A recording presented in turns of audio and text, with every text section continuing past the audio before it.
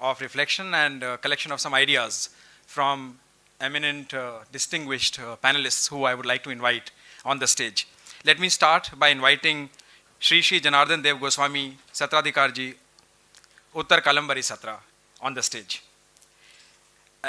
accompanied by Dr. Shri Shri Pitambar Dev Goswami Ji, Satradhikar, Aunati Satra Majuli, who is also the Vice Chancellor of, Aunati University.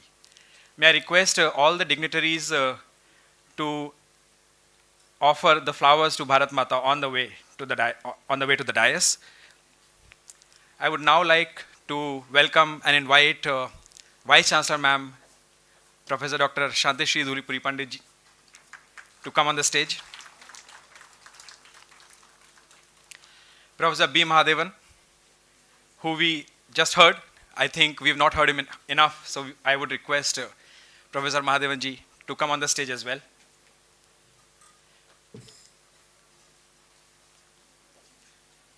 Manohar Shinde ji, patron Iksha. I would request Manohar Shinde ji to come on the stage as well. I think Manohar ji is outside. If one of you could call him from the... Yeah. Manohar ji, will request you to come on the stage. Manohar ji, yeah, it'll be great. Yeah, thank you so much.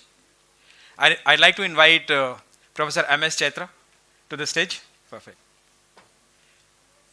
I'm also extremely delighted to invite Professor Ravikesh ji, Registrar of Jawaharlal Nehru University. Ravikesh ji? Yeah, perfect.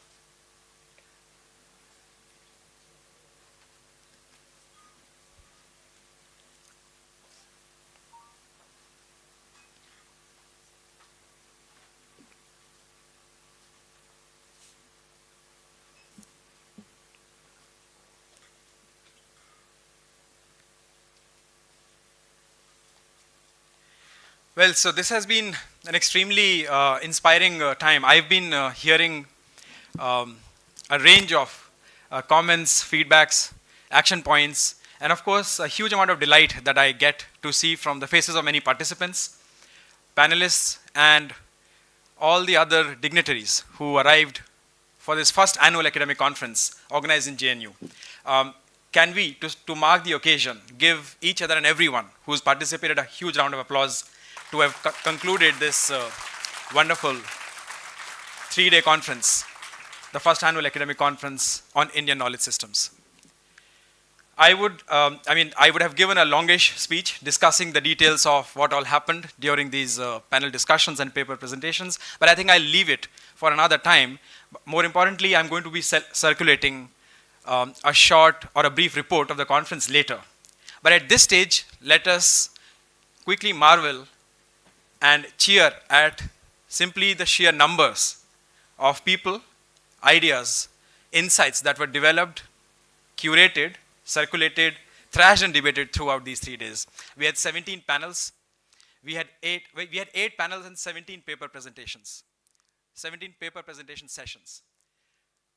Around 80 papers, 24 to 30 speakers, 3 plenaries, extremely inspiring plenaries, and of course, an illustrious inauguration function.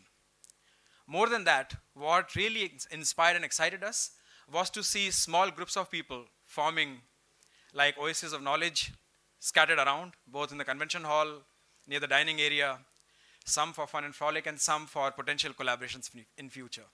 I think that really is the mark of how a conference ought to move ahead, and how a tradition that begins. I would now like to felicitate and request some of my colleagues, distinguished eminent panelists who had been in the panels, professors, to felicitate the guests that we have on the dais. May I request the felicitation of Shri Shri Janardhan Dev Goswami Ji and Dr. Shri Shri Pitambar Dev Goswami Ji by the Vice Chancellor Ma'am, Dr. Shantishri Pandit.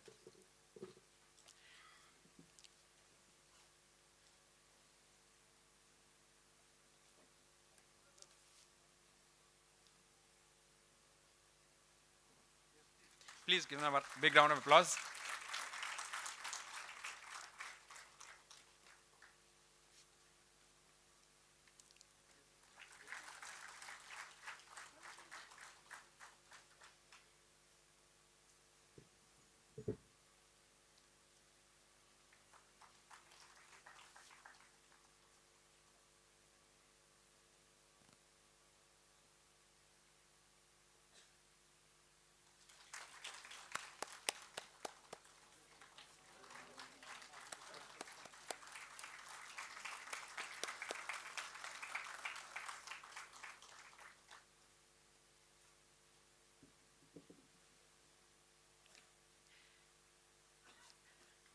May I request Professor Manuradha to come on the stage and felicitate Professor Mahadevan?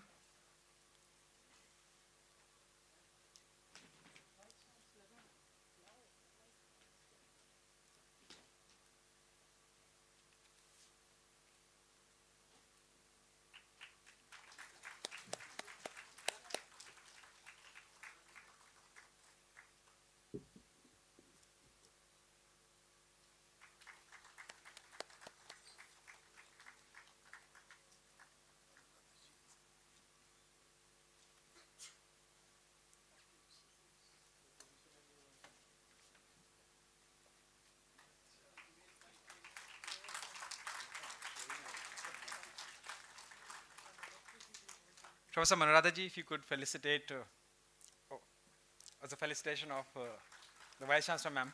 Thank you. Manuradha ji, if you would like to felicitate Mahadevan ji.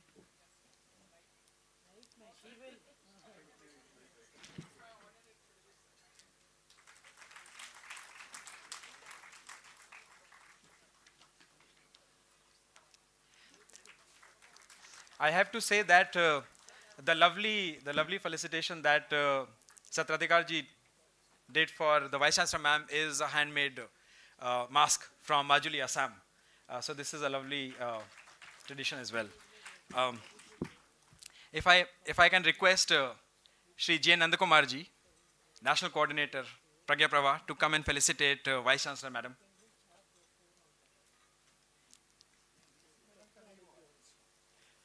So madam has had one felicitation by Satradhikar ji, but the other one from Nandakumar ji remains.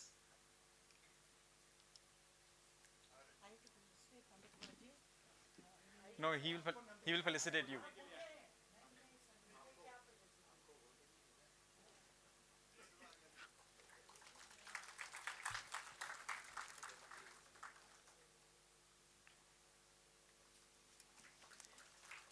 May I request Professor Rajneesh Mishra ji to come on the stage and felicitate Shri Manohar Shinde ji.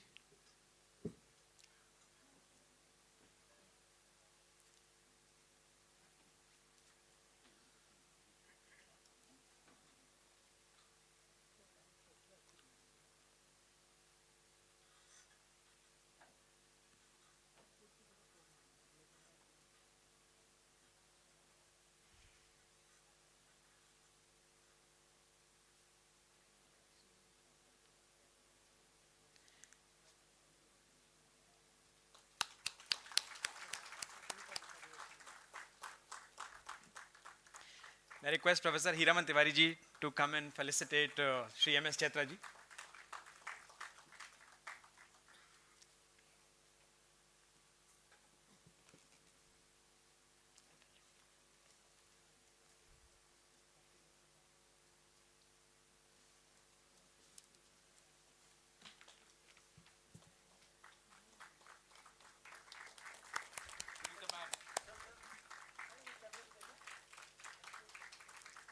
May I request Shrikant ji to please come and felicitate Professor Ravikesh ji.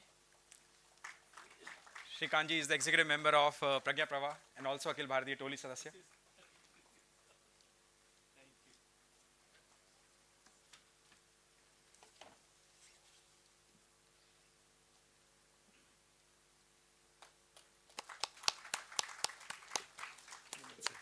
Well, I would have loved to say my own name, but the tradition dictates I should not.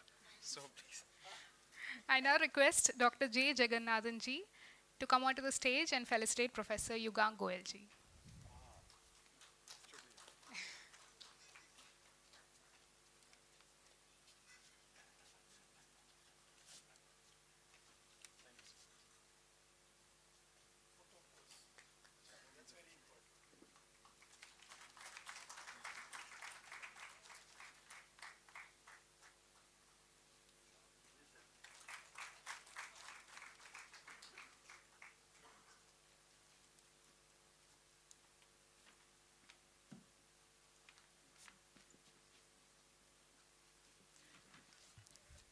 Well, so to mark the occasion, I'll request both the Satradhikar ji, Shri Janardhan Dev Goswami ji and Shri Pitambar Dev Goswami ji to give us their Ashirwad. to begin the ceremony.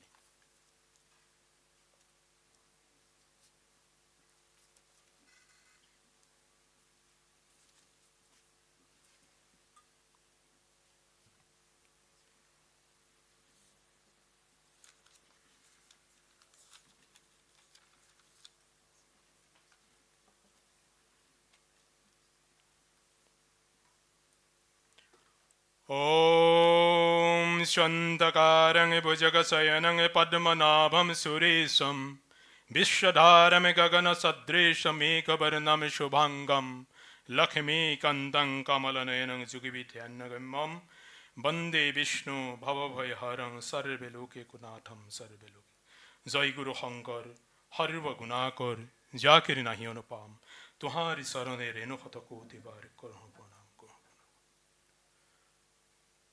पहले मंच में उपस्थित JNU का vice chancellor महोदया और विशिष्ट अतिथिगण सबको हमारा तरफ धन्यवाद ज्ञापन करके Indian cultural system of heritage जो ये पहली बार जेएनयू में हुआ है, इस पर जो अनुष्ठान ने सहायता किया है सबको हमारा तरफ धन्यवाद ज्ञापन किया है करके।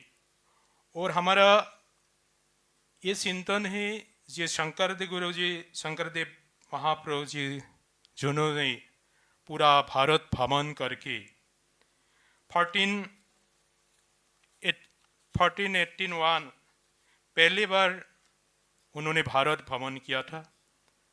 12 साल भारत भ्रमण करके भारत को उत्तर पूर्व से जोड़ने का व्यवस्था किया था, पहले भी भक्ति आंदोलन के माध्यम से।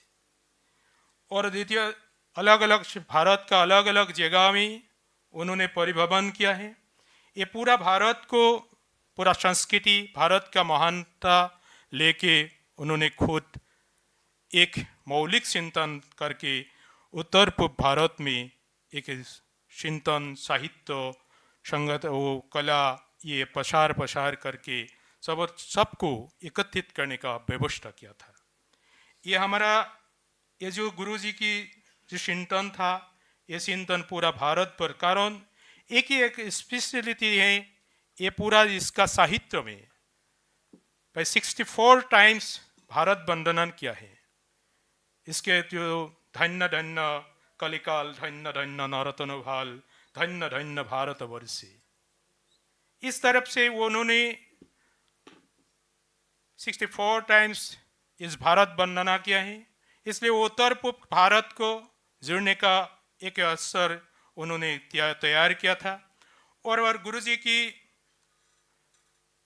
जी नाम रख के अभी जेएनयू में जो अनुष्ठान शुरू होने के जगह जा रहा है, अभी शुरू हुआ है। ये हम पहले बार जेएनयू को धन्यवाद ज्ञापन करके हमारा कारण यही है जो वो हमारा गुरु जी के नाम पे ये कार्यक्रम होने और शंकर गुरु जी की जितना प्रसार होना था, इसका कला की माध्यम कला 1975 में भी विदेश में भी यात्रा हुआ था, किंतु इंडिया की उसका प्रसार का बहुत कमती था। हम सोचे ये विद्वान लोग एकत्रित करके ये जो कार्यक्रम शुरू हुआ है, हम सोचे गुरु जी का प्रसार इसका साहित्य वो आगे ले जाने का मौका मिलेगा। हम ज़्यादा नहीं बोलूँगा, केवल सबको धन्यवाद ज्ञापन करके हम विराम दूंगा।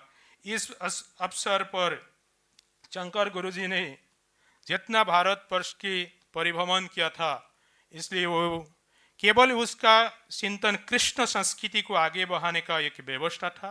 केवल इसका जो ड्रामा है साहित्य में 6 ड्रामा लिखा था, वो काल जो यहाँ पे थोड़ा झलक प्रसार हुआ था जो राम विजय का, वो भी उसका नाटक था। कि वो नाटक केवल शंकर गुरु जी का यही एक विशेषत्व था, केवल इसी समय का कुश राजवंशी का राजा का अनुरोध से ही उन्होंने रामायण के आधार पे एक ही ड्रामा लिखा था। ये स्पेशलिटी है। और भारत को जोड़ने का, उत्तर भारत और दक्षिण भारत को एकत्रित करके उन्होंने उत्तर पूर्व में ये प्रसार ये भक्ति आंदोलन के भक्ति में आगे बढ़ाया। ये हम से और हम उत्तर कमलाबारी से सबको धन्यवाद ज्ञापन करके, और हमारा एक वादा रहेगा, जितना ये सेंटर को जितना सहायता करना है हम उत्तर कमलाबारी से सहायता करूँगा। ये सत्रिया नृत्य गीत वाद्य का जितना सहायता, साहित्य का भी जितना जरूरी है, कारण हमारा आश्रम से हो सत्र के जितना मैन्युस्क्रिप्ट हैं वो अध्ययन करने के लिए रिसर्च होल्डर को हम देने का व्यवस्था करूँगा। हमारा आइए सबको माजुली के आधार पे सबको निमंत्रित करके हमारा वक्तव्य विराम दे रहा हूँ। Krishna.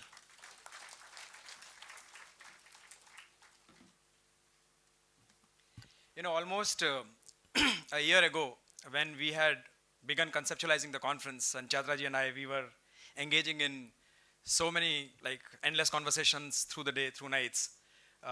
And many of you are now here. It kind of feels a little unreal, frankly. 1 year has passed by so soon, wouldn't have imagined. For many of you who do not know this, I should at least in this concluding ceremony mention, we received more than 600 abstracts, around 680 abstracts in the first call, when we issued the call for papers. They were scrutinized through experts, and around 200 of them were asked to submit the full papers. Of them, 160, around, I mean, all these numbers are approximate, around 160 submitted full drafts of their complete papers. And each of these papers underwent a single blind review process. Each of these papers was sent to an expert in the field. Many of them are actually here. This was a single blind review, so the paper presenters don't know who reviewed their papers. But most of you also received comments on how to improve, make them publish worthy. Around 80, 85 of them were selected. And barring 5 or 6, almost all the paper presenters have come here from more than 40 cities in this country. This is phenomenal. As a convener of the conference, I have to say that this was an uncharted territory, because we were organizing this conference for the first time. And to see the huge amount, this significant interest, to see this excitement and enthusiasm amongst young scholars, emerging scholars, early career academics, and even other independent scholars, it's just so heartening. It's like we may have ended a small journey, but we've definitely begun a very long voyage. And in that, of course, Chatraji has been my very strong supporter, also an inspiration. Chatraji, I'd like to invite you to tell everybody about Iksha. Chatraji has been, but I think Janardhanji spoke. Pitambarji is left. Okay, so Chatraji, we'll quickly have Pitambarji also give us Ashirwad, and then we'll have Chatraji tell you a little bit about Iksha and how we conceptualize the conference and many other things that we do. Pitambarji, please. I'm sorry I missed it out.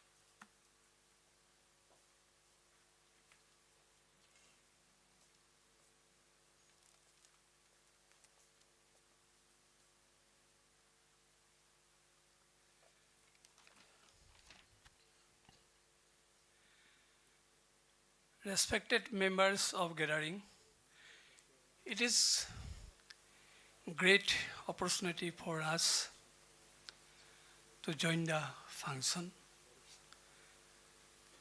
We offer our heartiest thanks,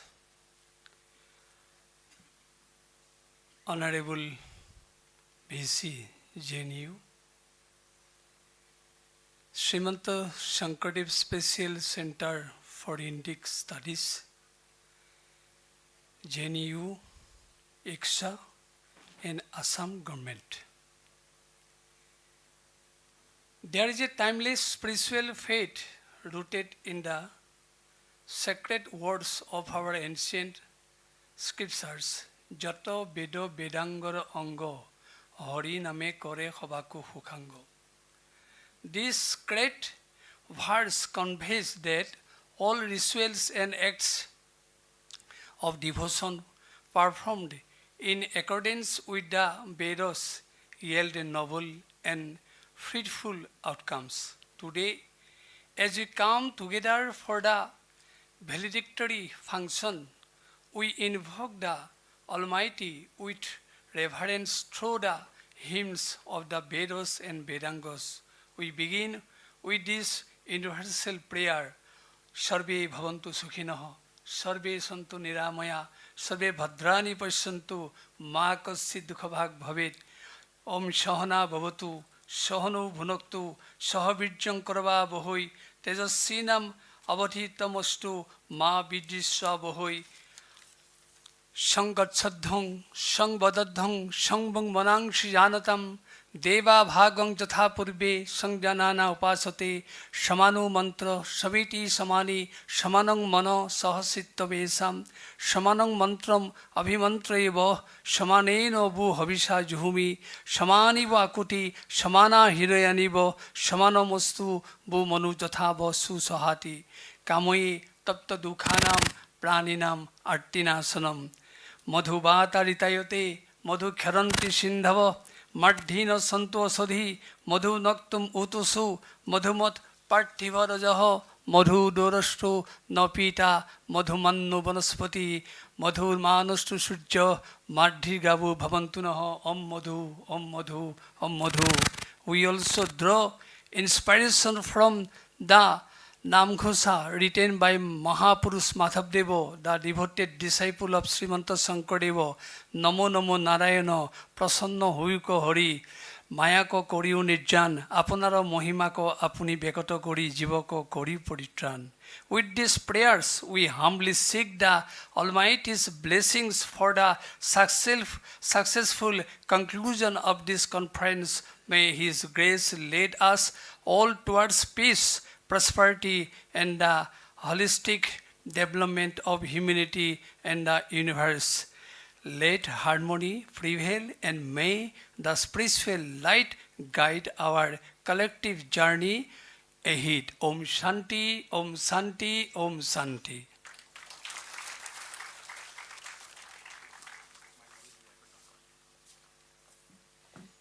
Thank you so much.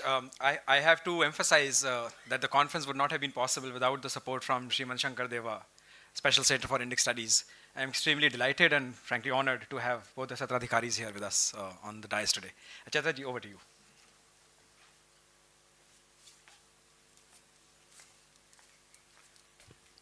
Good evening, everybody. Namo Namaha. Mahadevan sir, Honorable Vice Chancellor, Madam Registrar sir, and the revered gurus on the dais, and all my friends, colleagues, and elderly people, Nandakumarji, Manohar Shindeji. So I have the small task of just telling you the context within which the IKSHA, which is the expansion is IKS and Heritage Association came into being, and what it intends to do, and how we take forward this journey of engaging with the Indian knowledge system in much more serious way for long term, in a sustainable fashion. How do we do this? See, there was a point in time suddenly after the National Education Policy 2020, and around that time, much before the NEP final report was submitted, there was this establishment of the IKS division within the Ministry of Education. Ganti Murthy ji is right here. So there was a lot of discussion, there was a lot of buzzing, discussion that began because government took Indian knowledge system for the first time. Probably it is after 1000 years that there is some kind of a deeper reflection that began about how do we go back to our own tradition, how do we look at the kind of knowledge that we have been producing. So everywhere throughout the country there was an atmosphere, there was confusion, there was chaos. At that point in time, Manohar Shindeji came to India, and he was meeting scholars all over the country, and he was trying to put up people together and to see, is there a way in which channelize all our energies, bring all the stakeholders who have been working in different sector. Some of them are in the higher education space, some of them are in school education, some of them are practitioner scholar, some of them who have been working in different domains, some of them are in legal, media, all kinds of places. Can we bring them together and start reflecting to see a comprehensive effort of how do we work together to make sure that Indian knowledge system becomes a issue of mainstream in such a way that 25-30 years down the line, we should not be talking about something called Indian knowledge systems. It should get integrated. It should become so mainstream. We should bring out, theorize, recontextualize it in such a way that we should not anymore have these discussion in next 3-4 decades. I mean, that was the context within which first time we met in Pune. There were multiple areas that were prioritized to see this is what we should do. So there was a planning that was done in Pune to say, well, how do we visualize IKS playing a significant role in addressing the human challenges, not just of Bharat, but for the whole world? How do we really visualize it? So there was an attempt to plan for something like 1 or 2 years, for about 20 years and 200 years. What is our vision for 200 years? In that, one small group really sat together, had series of meeting in different parts of the country, and realized that in order to concretely, carry forward this kind of activity, we must have a legal, professional, organizational structure for which there was a Section 8 company that was registered. And then series of scholars who are there in this room have been consulted, approached, conversed. They all came, had multiple meetings, and IKSHA, IKS and Heritage Association, came into being as a Section 8 entity from June 2024, and it had 4 major functions, 3 and 1 supplementary function. One of the primary goal of IKSHA is to mainstream Indian knowledge system in higher education space, specifically in the university. So in order to mainstream, we have to create an ecosystem wherein a community emerges which actually reflects on developing theories, ideas, methods, clarifies concepts. You have procedures, tools, technique, and all necessary conditions that are required in order to facilitate a community to build a conversation, so that we can really mainstream it through the academic enterprise that we wanted to do. So therefore, one of the most important central pillar is to really institute, support the future generation scholarship which can actually carry forward this as a community. Now, given that the first program that we had in our mind, on which we have worked, and we are beginning that in another month or so, is to support 108 PhD. 108, don't think it as an exact number, 108 being a very important number in Indian tradition. So we thought that we will think of 108. Today we call it as Diksha, doctoral initiative of IKS and Heritage Association. Now in Diksha program, we are starting from this year supporting PhD students every year and few postdoctoral. First year we will be supporting 10 PhD students and 5 postdoctoral students. And they will be fully funded, and we have an entire program of training teachers who would be guiding them and training students consistently in a regular manner, monitoring them, developing courses and curriculum to make them really get immersed. Basically, this PhD support system would generate an immersive experience of IKS as an approach, and they will formulate a question. So the idea is, over a period of 10 years down the line, if we turn back and see, are there IKS specialized scholars? And we should be, IKSHA's initiative should be able to visualize, we will give you 100 plus scholars, who have necessary training, qualification, enough publication credentials, and they can guide the next generation students. The second important pillar, in order to support and sustain such an ecosystem, one of the most important things that we discovered, because Indian knowledge system drastically differ from the contemporary or Western knowledge system, in order to articulate our research or methods, generate them, and make it compatible, make it integratable, there is a necessity to create a forum to articulate this rigorously monitored ideas. Therefore, we instituted a journal, Journal of Indian Knowledge Systems. Now, this journal is hosted in Brill. The first issue will be out in maybe 4 or 5 days or maximum 10 days, because the final proof of the first issue articles are with us. In another few days, it will be out. So this will have 2 issues every year. And third important thing, in order to build such an ecosystem, invest on the scholarship, that we wanted to have every year a repeated event of conferences where we spend one dedicated year, 12 months of our time in, as Yugang described, that we call for abstract, we do the screening, then call for full paper. After full paper, or even after accepted the corrections, revisions, all that you do, once you do that, you have a seizable amount of scholarship that is available, that get presented. They come here, they present, they get responses, by presenting. And in this conference, you would have seen most of the conferences you don't see people sitting in the parallel sessions, but our house was full, everybody sitting, and they wanted more time. So this is what we wanted to add. So we had around 85 paper. Mind you, there are two important things. There were many journal editors. There are many there was internal conversation. Some people are interested in certain paper. There was internal crosstalk because we had a dedicated session by the journal editors. There is already crosstalk. There is also another attempt. There is an edited volume. There is a proposal that is getting written. And there are many interested organizations in IKS space. They have come and told us that after you choose the one volume, other volume, we wanted to publish it, get us an editor, get us the paper. So we are ready to take the publishing responsibility. So there is an extraordinary response that has come, and we are delighted by, because this is precisely an act of building an ecosystem. This is not like I am, so I am going to support you, you're going to support me kind of stuff. I will pat your back, you pat my back kind of a story is not there. Rather, we will come here, we will work together to build ideas, methods and theories and reflective possibilities together. So that is what has happened. Now the fourth pillar, which is very important pillar, where every year we bring people, we have done 2 editions of this event called IKS Sangama. Now we call it Sangama. Every Sangama has a very auspicious meaning in our tradition. The Triveni Sangama. We go for Kumbha. So in Sangama, we get all these people, who are in the IKS domain, including academic. Academic is one part, but there are so many people. We must remember that IKS survived in India despite colonialism and without universities. IKS survived, not because there are universities. In fact, IKS had more problem because of universities. So given that, let us, so we get all those people who are custodians of this knowledge, we get them together. The last time when we met in Ahmedabad in IKS Sangama, we had people from around 18 different domains of human life. They have come together, sit together and make conversation. There is no Bhashan Baji. People sit together. There are spiritual leaders who come. There are sannyasis. There are educational institution leaders, academics. There are lawyers, judges, artists, craftsmen. You name them. They were all there. So this time we are expecting such an event to happen in the month of December on 13th and 14th in Satya Sai University, Bangalore, which is just 30 kilometers from Bangalore airport, and we will have a mega gathering.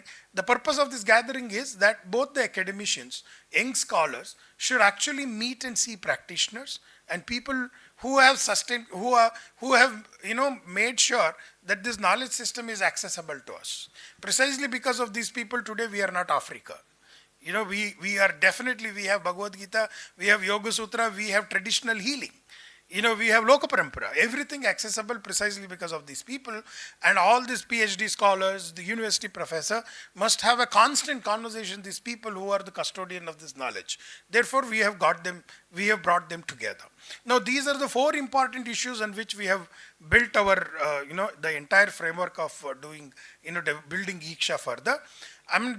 Before concluding, we must recognize that we have made a good beginning. There are many people who have been trying to actually pursue this task. In this pursuit, we must remember that everything in IKS has not been solved. There are a lot of confusions. There are a lot of chaos. The only way that we would be solving is that we will not settle them today and go. We constantly keep on engaging. There is a tradition of samvada in our tradition. We will keep this samvada. We must remember that there is vade jayate tattva bodhaha. So we continue to engage with each other, and with that Iksha would become a forum which would facilitate these kind of activity. And Iksha is not anybody's forum. All of us in this room are part of Iksha. With that note, I will conclude. Thank you. See, organizing a conference of this order and magnitude is a tall order. I can tell this to you. At some point, hopefully, many young scholars here will hopefully organize their own conferences, or maybe I hope not organize conferences, but participate in them. This was extremely difficult, but I think the universe wanted this to happen. At some point, privately, we could talk about how in so many ways things were working in favor of this congregation to take place. And this is quite inspiring to identify young and not so young people as well, who can mentor the younger ones, and give them this opportunity, give them opportunity to collaborate and allow their work to flourish. But this difficult exercise required a home, a place to organize it. I'm a full professor in Flame University in Pune, not in Delhi, let alone in JNU. And to organize this from far away would not have been possible without the absolute generous support and partnership, a true friend that we have found in Jawaharlal Nehru University, specifically in the form of Madam Vice Chancellor, Professor Shanti Shri Pandit. I can tell you in so many meetings that I've had with her and many of our team members, rarely do we come across someone with such high level of erudition, at the same time, mastery and excellence over practical nitty-gritties in the matters that she can convert from both fun, frolic, and jovial manner into extremely strict disciplinarian as well. Ma'am, very, very big thanks. I would really like you to come to the stage and offer a few words to all of us. She's been a huge, huge source of inspiration, and I think the tradition that is going to continue could not have had a better start than genuine form of Madam Vice Chancellor. Thank you, ma'am. Please. Thank you. Good afternoon to all of you. Sabko mera namaskar. Ellarkum vanakkam. Andaru mahanubhavuliki na shatakoti vandanalu namaskaralu. Sagadanna maji namaskar. All this is also IKS. Respected Majoli Swamiji, VC Pitambarji, Srimant Shankar Deva Order. We are extremely obliged to Srimant Shankar Deva Special Center and especially the government of Assam, who gave a generous grant to the JNU 2 years ago of 10 crores. And it is that interest that helped us organize this function. So we must thank that Srimad Shankar Deva brought all of us together through Sri Krishna. Respected Professor Mahadevan, Sri Manohar Shindeji, Sri Chaitra ji, Yugang Goel, Ravikesh, Nandakumarji, faculty, participants, research scholars, students, ladies and gentlemen. We have come to the valedictory, the third day, and let me tell you, we are very happy that things went well as planned, and I think for the first, we are making a beginning, as rightly said, of trying to link tradition with modernity, continuity with change, myth with reality, and realm with region. Here in the valedictory, I would like to raise a few issues that I thought all of you discussed here to the limited understanding. I'm not a scholar of IKS. I'm from international relations and politics. And so first is what I thought I should bring to your knowledge is there really a coherent alternative framework to the Western framework in IKS? And if so, the biggest hurdle is not opposition, but ignorance, followed by tokenism. Despite institutional efforts post-NEP 2020, most of IKS initiatives remain underfunded, poorly conceptualized or treated as peripheral electives. The colonial hangover lingers, creating a hierarchy where Western frameworks are seen as universal and our Bharatiya ones are seen as parochial. There also is the problem of elite curation. The focus has yet to reach the oral, the tribal, and the regional knowledge systems that have sustained this country or this civilization state for centuries. Moreover, there is severe shortage of trained teachers, robust curricula, and interdisciplinary and a platform that can integrate IKS, STEM, and social sciences in a credible way. I know Professor Mahadevan's book was the first book I referred to, sir. So you're a pioneer and I thank you for that book. And without serious curriculum reform and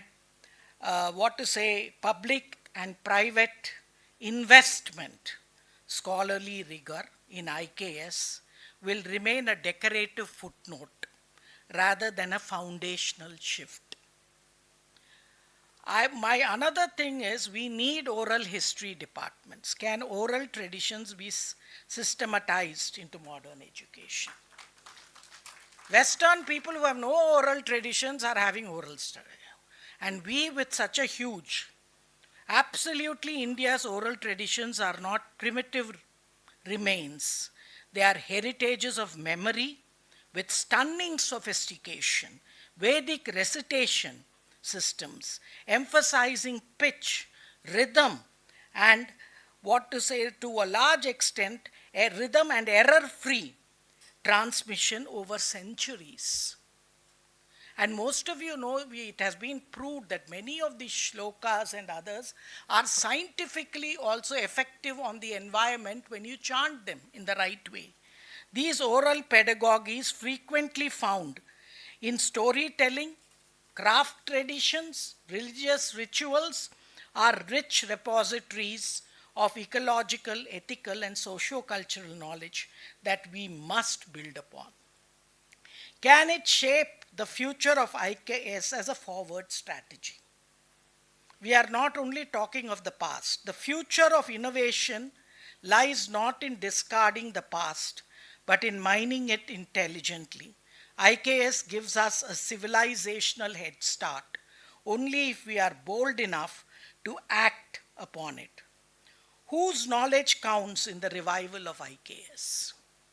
Tribal communities, feminist, subaltern, Buddhist, Jaina lenses are vital if we are to democratize knowledge. Honoring the Shastra text is essential, but so is honoring the samskara, practice, the katha, narrative, and the jivana, lived experience. How can we make IKS a movement sustainable? It is no longer the question of to do or not to do, but how to do and how best to do.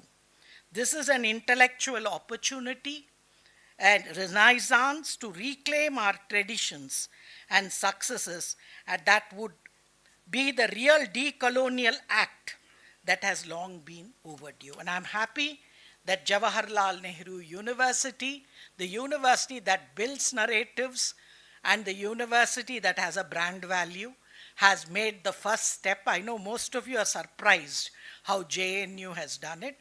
JNU is the most nationalistic university. You would see with our emblem, Tamaso Ma Jyotirgamaya. Let me also thank all my teams who worked. People have been praising me, I'm not alone. We had 16 teams headed by extremely good faculty and students. And also I thank Pragnya Pravaha and Iksha for giving JNU this platform to host the first conference and be the pioneer in inter-Indian knowledge systems, and to the Srimant Shankar Deva Special Center for Indic Studies in Jawaharlal Nehru University, where we are connecting Northeast to the rest of India through Indian knowledge systems. I only have last two thoughts before I'll say. There was a discussion. I think you should Sanskritize English, sir. If English is inadequate, please Sanskritize it. Like Dharma is not religion. And AI, I know a lot of you have been talking. I just want to say, while intelligence has become artificial, stupidity remains original. And let me also say, we are giving the mementos with a meaning.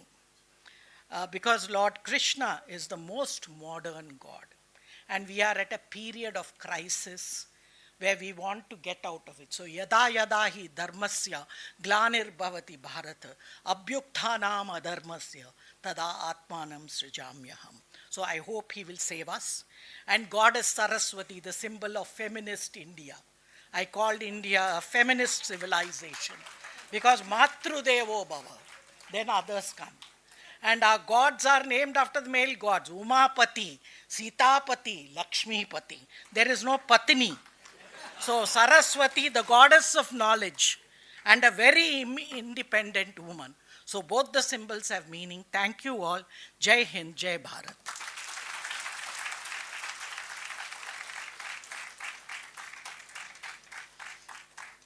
Thank you, ma'am. Thank you so much for all the inspiration and support and really the openness with which you have embraced this engagement and this partnership. So, you know, this tradition has to continue. If we create a discourse, or if we want to create a discourse, we need scholarship, high quality scholarship. We need to do this over and over again, over years and years. This is not, I mean, the most important battles are the battles of ideas, and they are fought over long periods of time. I think we all recognize it. And therefore, these ideas that Chaitraji mentioned, the ideas that ma'am mentioned, we need to bake them more and more. We need to find more people. We need to improvise upon what we are doing. We need to continue this tradition. Because if we don't continue this, somebody else will. So we must do it. And therefore, this tradition of having, this was the first annual academic conference, will also, it's a huge delight for me to say, will also be continued to the second annual academic conference next year, almost at the same time.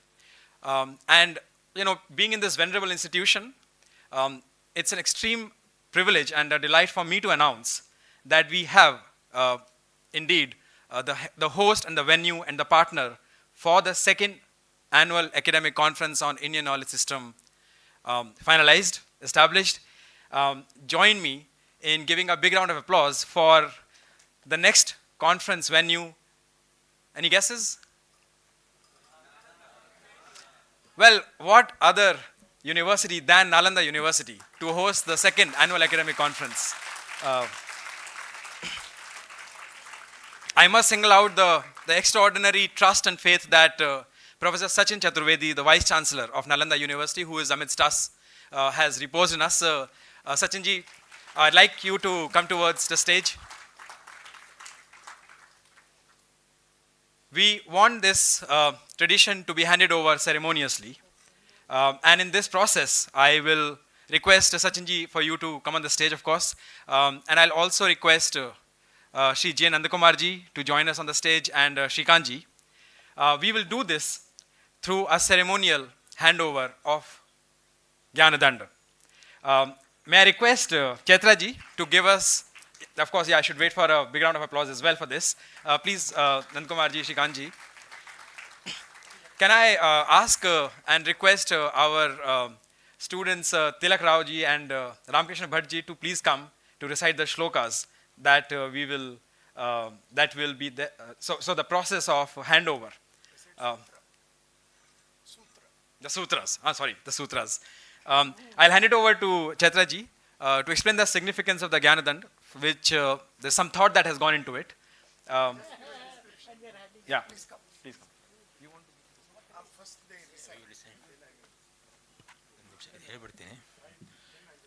Shri Gurubhyo Namaha. We recite selected sutras from the Vidyadhikarika of Arthashastra. These sutras explain how Vidya and Danda are related. Anvikshiki Trayi Varta Dandanītischa iti Vidyaha Sankyam Yogaha Lokayatam Cheti Anvikshiki Samargyajurvedaha Trayaha Trayi Atharvavedetihasa cha Vedaha Krishi Pashupalye Vanijya cha Varta Anvikshiki Trayi Vartanam Yogakshema Sadhanaha Dandaha Tasya Nitihi Dandanitihi Alabdha Labhartha Labdha Parirakshini Rakshita Vivardhini Vriddhasya Tirthe Pratipadini cha Tasyam Ayatta Lokayatra Tasmat Lokayatrarthi Nityam Udyata Dandasyat Dandamulaha Tisraha Vidyaha Vinayamulaha Dandaha Pranabhritam Yogakshema Vahaha Vidya Vinaya Hetuhu Indriya Jayaha कामक्रोधलोभमानमदहर्षत्यागात्कार्यः. So I will just add few words about the significance of the danda. See, there is this conventional understanding that danda is about punishment, which is fundamentally wrong idea that we possessed in last 200 years. Now, what does danda is all about? If you read the basic conception of Rajadanda and Dandaniti, now in Kautilya's Arthashastra, it is so explicit that the function of danda is for the yoga kshema of the Trayi, which is, Trayi, Anvikshaki and Varta. It has to be taken care of, and the function of the danda is to make sure that there is yoga kshema for that. You build the necessary condition. Now, this idea over a period of time in Indian tradition has evolved because danda is all about yoga kshema, not about punishment. And yoga kshema of what? For a Raja danda, Praja Paripalana, etc. will come, and there is dharma danda in order to take care. So it is the yoga kshema of the people who are engaged in the act of the dharma. And in case of gnana, it is gnana danda. So for protection, sustenance and enrichment and further development of knowledge, this danda is very important. Danda becomes a kind of not a monitoring evaluation scheme, but it is something which actually preserves, take care of it, nurtures it, enriches it. Therefore, yoga kshema is so crucial. So therefore, any danda, whomever uses it, for Raja in Kautilya's Arthashastra, Raja should become Indriya Vijayi. And for him, certain kind of knowledge is fundamentally necessary, without which he cannot be qualified as Raja. So there are duties of Raja, functions of Raja, and because of which, he need to have Vinaya, etc., etc. And all these characteristic feature in different way are applicable, whether you discuss about Gnana Danda, Dharma Danda, and any other kind of Danda. Therefore, one of the things that we must remember, the act that Madam was referring of decolonizing ourselves, is that the notion of Danda as punishment is completely an opposite idea as opposed to danda as an idea to take care of, protect, preserve, enrich and develop. So this handing over of the gnana danda, in the form of Sangol, is about, we continue this tradition of nurturing scholarship. We will grow it, samvardhana. We will preserve it, we will allow it to grow, incubate it, and we will take it to the next level, symbolizes. Therefore, the idea is at the end, after 25 years, if you see this danda, this should have traveled in 25 different institutions in the country, maybe outside India. So every year there should be this tradition of Gnana Danda handing over from the Palaka Adhikari of the Vidyalaya or the Vihara. From Vidyalaya, which is JNU now in Indraprastha, now we are moving to Nalanda, which is a Vihara. So this, transference, this tradition, this legacy of danda going from one institution to another institution. In Jain tradition, there is this notion of chakra ratna. In that way, we have different symbolism, and this is one important idea which is all about nurturing and enriching the scholarship. So that is what danda is all about, and we will continue this legacy. I think we will begin this legacy from here. With that, I will close my description about danda. Thank you. I'll really like if Honorable Vice Chancellor Shri Sachin Chaturvedi ji can say a few words. Thank you. Thank you. Thanks a lot, Yugangji. I must congratulate Madam Vice Chancellor for handing it over to us, and also with great bar that you have set with the first conference. And I think if beginning is done well, half of the task is over. But of course, multiple challenges for those who are going to take it forward. But I'm extremely confident that my team at Nalanda would deliver in terms of not only nurturing and continuing this, as you explained the idea of danda, but also in terms of going deeper in terms of how we create literature, which we were discussing in the previous part of it. And we have to do it in a way that it is not burnt. We are now ready, and Prime Minister would be launching the new library, which would be after almost centuries that we are trying to come up with the new library at Nalanda. So I think the conference has come at most opportune time, and this is also in terms of not only deepening our understanding of our own system, but also in terms of how we make it part of the pedagogy, we would be extremely happy and delighted to plan further with the team, Yugangji, that you have been part of, and Shindeji that you have nurtured over the years. So we would be extremely happy to host the preparatory conferences, the papers that have been sort of generated, and also create a wider global connect of this conference. Thank you. Thank you so much, Sachinji. I would now like to invite Professor Mahadevan to give his valedictory remarks. We're concluding the concluding ceremony. We would really like to hear from you again, sir, at this moment.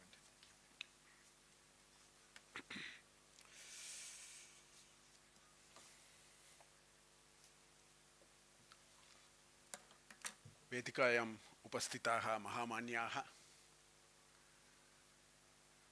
सभायाम् उपस्थिताः भारतीय ज्ञानपरम्परा अभिमानिनः, सर्वेभ्यः मम नमस्काराः. I don't think after such a long valedictory function I should take more time. I'll try to keep it as simple and as concise as possible. As this whole thing was going on, and ever since the IKS division, which we started about 4 or 5 years back, my thought wave started from there. I'm reminded of how every river flow, you have to trace the origin and the end of the river. A river starts in some glacier. That's how every river starts. You take the Ganges, it's like that. It starts in a glacier. We don't even know that there is a river. You have 50 kilometers down, you start seeing a nice deep gorge in which some nice multiple lines form, and then all that happens. Moment the river reaches the plains, it's all in full might. And when it finally reaches the, Sindhu Sarid Vallabha, that's what it is being told. When it reaches the ocean, it's majestic. So I think IKS is going through, I was visualizing IKS like this. This whole idea which has started in the glaciers have now gathered momentum. And I'm sure we will very soon reach the plains. The moment we reach the plains, the river becomes highly utilitarian. The whole society has to make use of the river, and that's where I think we are going to go in the next few years to come. I'm very happy to be part of this. First of all, let me first congratulate the IKSHA, and also thank IKSHA and Madam is here, the JNU, for all the wonderful things they have done to bring all of us here. It has been a wonderful 3 days of Chintanam, which is very, very important. As we go along, I just want to offer only a few quick, simple thoughts in terms of what do we do with IKS going forward.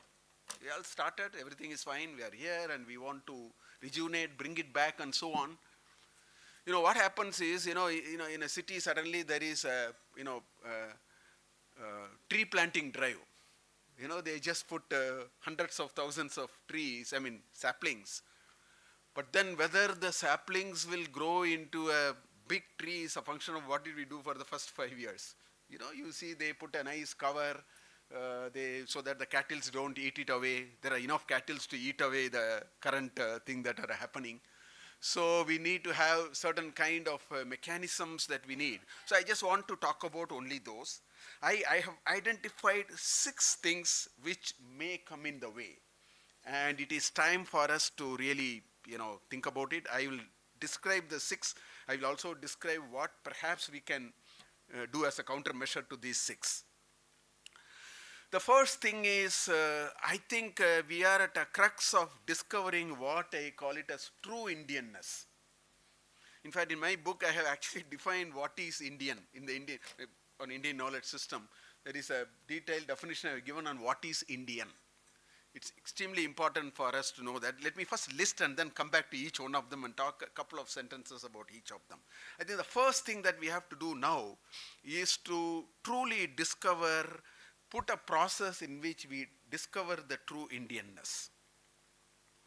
The second thing that I see is we are in a situation where we have 2 potential knowledge creators or scholars or whatever you want to call, and we need to find out what to do with them. Who are these?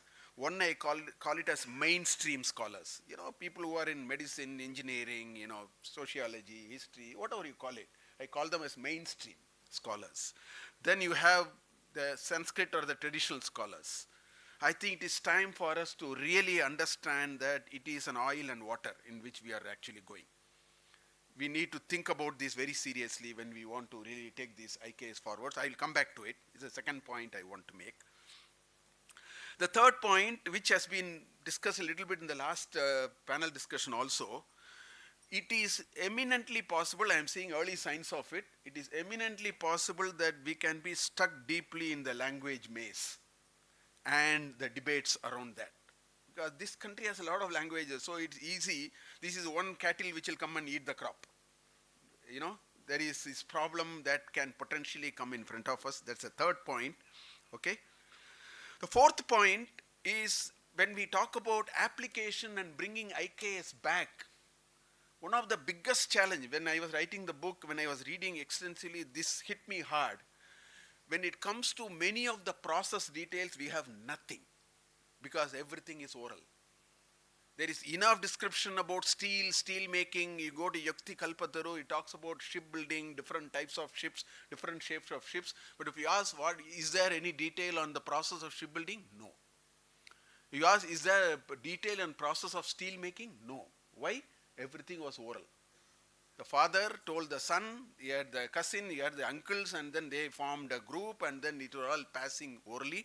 We seem to have a serious problem of process details, which has completely gone undocumented because of the oral tradition, and today this is going to come in our way when we want to rediscover, because we created 150 years of discontinuity in this tradition. That's going to come our way. Then, we have a peculiar mindset. This is, I am talking about all of us. We have a peculiar mindset towards IKS matters on research, etc. See, if you ask me to give a talk on anesthesia, I won't. If you want to ask me to comment on anesthesia, I won't, because I don't know anesthesia. If you want me to comment on polymer chemistry, I won't, because I don't know. If you ask me something on management, I will have spent 35 years, so I may be in a position. But it appears to me that we seem to have a license to comment on IKS without reading a single piece. This is a serious problem that we are actually going through. We have to actually handle this. People go to the rooftop and say Bhagavad Gita is violence, and ask them, what Bhagavad Gita did you read? They say, no, I read some commentary. I said, okay, I'm not going to discuss with you anymore on that, because that's not a right thing to do. So we have a certain issue there which we need to actually address. Okay. The last thing that we may come in the way of this IKS tree growing very well is there is a complete lack of authentic and lucid material on Indian knowledge system. They are all very scholarly, unless we do something about it. So there are 6 issues I have put in front of you. So let me give 6, countermeasures which I think we have to, really take in terms of talking about the language maze. Before I forget, I would suggest, I hope it is there, the Journal of Indian Knowledge System must accept paper in any language, not in English. It can be in Tamil, it can be in Malayalam, it can be in Hindi, it can be Maithili, it can be Marathi, or whatever, Telugu. We should do it. We don't have to follow any route that we have to do it in English or Hindi and so on, because that's one way we'll get out of this language maze. And there are many such things we have to think about. So I seriously request that we will not put language as a barrier because the vernacular repository is 100 times the Sanskrit repository. Because the Sanskrit repository is retold the vernacular repository and so on. Anyway, now, how do we discover Indianness?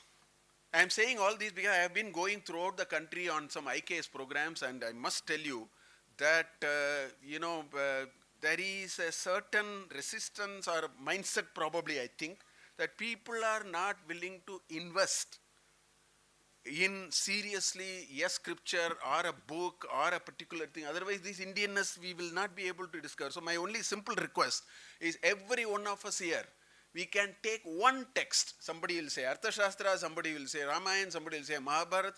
We have to dive into it for 5 years. Otherwise, we will not be able to get the essence of what we want to do. Somehow we seem to be little reluctant. Maybe there are issues, the challenges, we may have to address it. Otherwise, this Indianness, we will talk about IKS rather than talking IKS. I know any number of Bhagavad Gita programs which I attend, because I find in most of the places they talk about Gita. Nobody talks Gita. They talk about Gita. That's not a very positive way to go forward. So that's the first thing. Now this process completely not being available, this is going to be, in my personal opinion, the biggest research agenda for the next 10 years. We need to go to a few places where today we have all put them as tribal and Adivasi and all that. They are the true IKS holders. We need to go there and find out what are they doing. Those practices are dying faster. We need IITs and IIMs and universities must go there and then have a deep study there and, and try to map all those practices. Otherwise we lose all of them. Because there is a huge discontinuity that is happening. To me, that's a very major research agenda that we must take. Now, this mainstream versus traditional, to me, this is a very, very serious issue. I would only request IKSHA that we must start another program in which we identify 10 traditional scholars and 10 modern scholars. That is a collaboration agreement between the two of them. We'll fund it, let them work on a scripture or a particular text for 2 years. We get 20 teams like that. We have made 20 possible collaborations that can happen, because I find many mainstream people are finding it difficult to read Sanskrit texts, and Sanskrit scholars their interests seem to be elsewhere, and so we are just standing on two ends of the whole thing. This is not going to go too far. We need to quickly act on it. So if IKSHA can also find out some program there, that will be very good. Now this language debate. So I think, first of all, we must embrace all the languages. In fact, the technology that we are talking about, must be possible that we have a Sanskrit engine. Any Indian language can be put into the engine and then you can get it in any Indian languages. It is very much a possible thing, and there are some people already working on it. We should quickly get there. But let us not also lose sight of the fact that we cannot give up Sanskrit. Without Sanskrit, there is absolutely no future for anything that we want to do. So therefore, Sanskrit is important, while we also need all other languages which must be part of it, because otherwise we will just miss. Please don't see Raja Ravi Verma's painting in a black and white photocopy. You will see the substance but not the spirit. So therefore, it's important that we retain Sanskrit. Sanskrit is a very simple and a beautiful language, I am telling you out of my own personal experience. It's a wonderful language which we can pick up very easily and so on. Now, IKS research mindset. I think this is something for every one of us to really seriously ask. I think I am a professor of mathematics.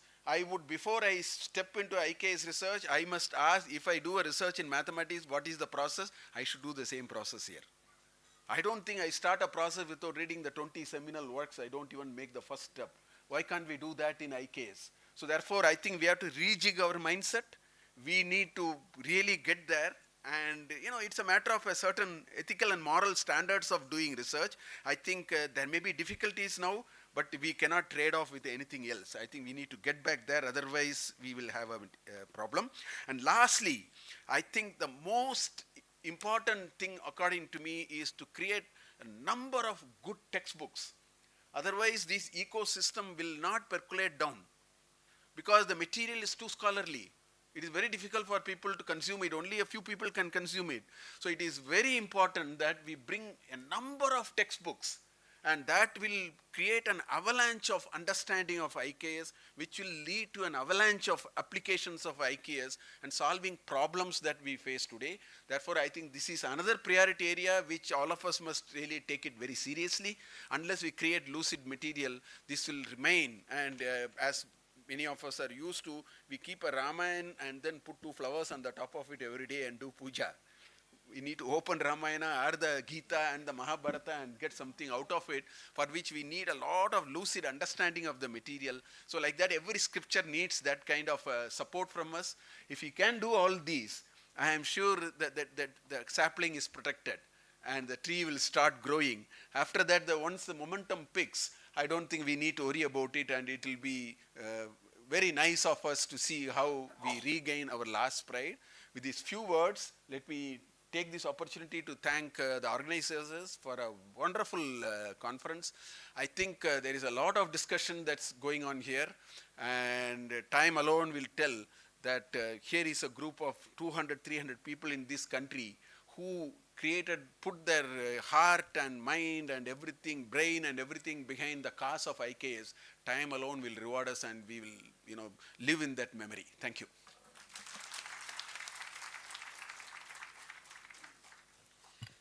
Extremely important points, Madhavan sir. It never ceases to inspire us. So thank you so much for these points.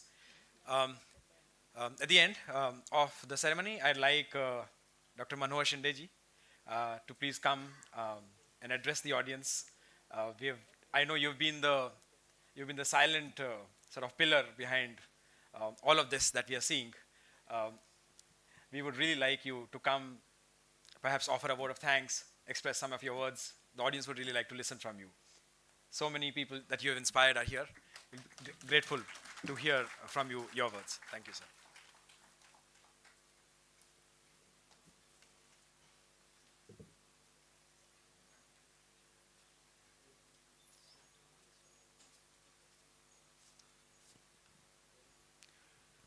Namaskar, everybody.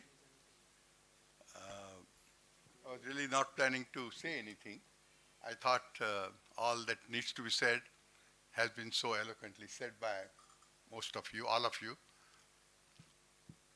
I think this is a moment of a renaissance or an awakening. And what IKSHA is trying to do is to contribute in the intellectual dimension, academic dimension. There are many more players and stakeholders that are needed in multiple other areas. So rather than trying to do everything, just trying to focus on one particular area, the knowledge production area, and creating a community of scholars and supportive journal and academic conference, and just an occasion once a year where all types of stakeholders are gathering together, getting inspired by each other, and being able to contribute towards creating a larger ecosystem. Ultimately, there is also a churning going on around the world also. Both among Indians, there are multiple initiatives that seems to be emerging in Europe, in North America. We have not very thoroughly explored other spaces like Japan and Australia, New Zealand, Indonesia, etc. But maybe before the upcoming Sangam in December, we would like to do that. And also there are many non-Indian minds who also are in search of some alternative model or a paradigm to emerge. How to identify such talents, such people with some genuine interest and search, and ultimately bring them together and create a global energy for the Dharma's renaissance. So IKSHA, what trying to do is just a small, modest, humble effort. So let's all join our hands in this Mahayajna and pray God for Almighty for His blessings. Namaste.